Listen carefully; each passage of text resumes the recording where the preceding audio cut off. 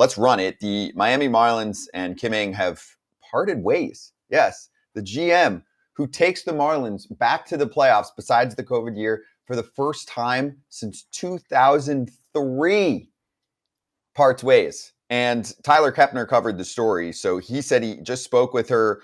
And she said, quote, last week, Bruce Sherman, that's the owner, and I discussed his plan to reshape the baseball ops department. In our discussions, it became apparent that we were not completely aligned on what that should look like. And I felt it best to step away. I wish to express my sincere gratitude and appreciation to the Marlins family and its fans for my time in South Florida.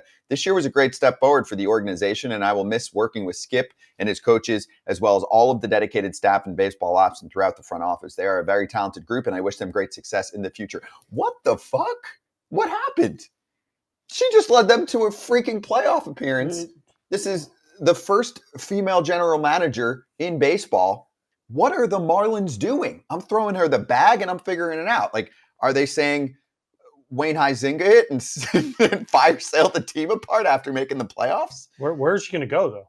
Maybe the Red Sox. The only reason I'm not pissed is because I think she'll have a job if she wants it as a GM within the next year or two. Tell you what I'm pissed about. What? The White Sox didn't even get a chance. Well, they don't interview external candidates. But she used to be a White Sox, though. She came up with the White Sox. She's right now, external candidate is different for the White Sox. But the Red Sox, they should be calling her ASAP. Kratz, explain this to me. You make the playoffs for the first full year in 20 years, and you and the owner can't get on the same page? It's something, we're missing something here. Because she made great trades. Mm-hmm. She traded for Berger, right? She traded for Robertson. She traded for guys that helped them down the stretch. She didn't give up. Well, she Arise, but I mean, this has nothing to do with her performance. Clearly, this has to do with the direction of the franchise, or maybe they wanted to fire people. She hired Skip Schumacher, which was money.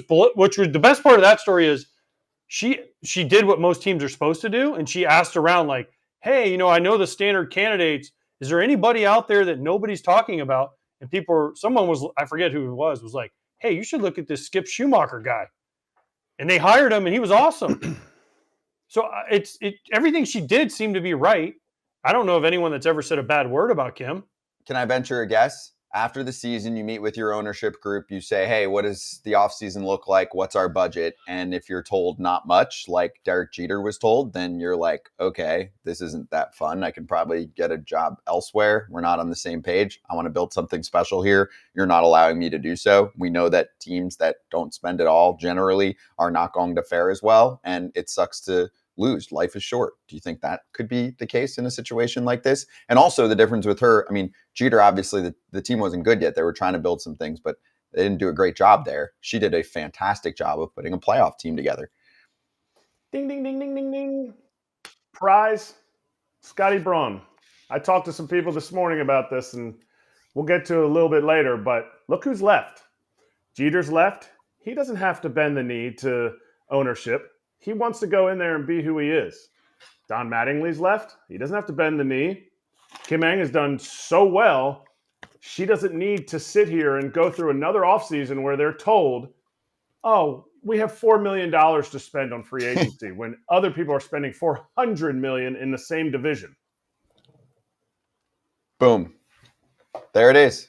And we'll cover this story more. I'm sure we'll get more on this story. The insiders are probably all like, oh, shit. There'll be plenty of stories out, and there'll probably be a lot of chatter up in Boston about their vacant position because it doesn't seem like there's a front runner up there yet either. So it might be now. Stay tuned on that front. Exactly. It might be now. She did a fantastic job. Well, Mets, if she wants to work, under David Stearns, you're saying? Nah, she should run Boston in my mind. I mean, that's a better position for her. It's a higher position.